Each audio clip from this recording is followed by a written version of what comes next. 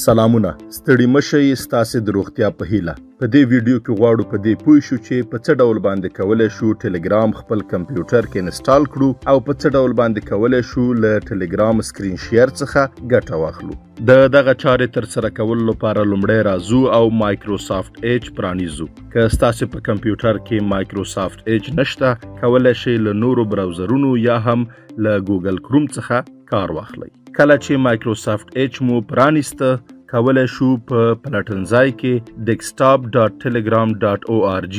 سرچ کړو کله چې دغه پاڼه پرانیستل شو کولای شو په get telegram for windows کلیک وکړو وروسته په تمه پاتې کیږو ترڅو ډاونلوډ پای ته ورسیږي او کله چې ډاونلوډ پای ته ورسید په دغه برخه کې په اوپن فایل باندې کلیک کوو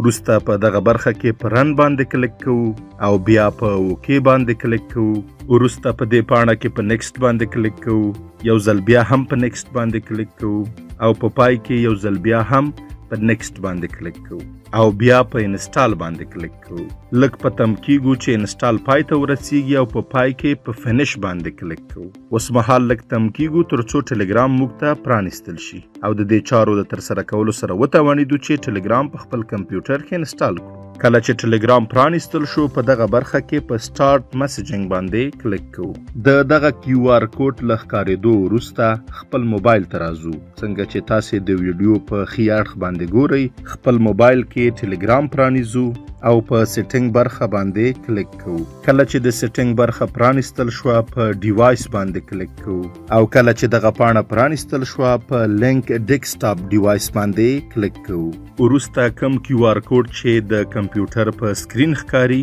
هغه سکنو چې دغه سکن سره به زموږ موبایل او کمپیوټر وصل شي او زموږ ټلګرام په کمپیوټر کې پرانیستل شي کله چې ټلګرام زموږ په کمپیوټر کې پرانیستل شو په دغه برخه کې د زنګ په علامه باندې کلیک کوو او وروسته په سٹارټ کال باندې کلیک کوو کله چې زموږ اړیکه ځواب شوه په سکرین کاست باندې کلیک کوو او د لومړي سکرین له ټاکلو وروسته په سکرین شیر باندې کلیک کوو او که دغه چارو تر سره کولو سره بیا هم زموږ سکرین شیر شوی نو یو ځل بیا په سکرین کاست باندې کلیک کوو او له لومړي سکرین ټاکلو وروسته په سکرین شیر باندې کلیک کوو چې تاسو اوس مهال کتلی شئ زموږ سکرین په بریالیتوب سره له بل موبایل سره شریک شوی دی او اوس مهال د موبایل په سکرین کې د کمپیوټر سکرین لیدلی شئ وروسته ټلګرام لاندې غورځوو یا هم مینیمایز کوو او خپل ایگزیکټ سیستم پرانیزو او که هر ډول ستونزه مو درلوده کولی شئ د ایگزیکټ له ټیم سره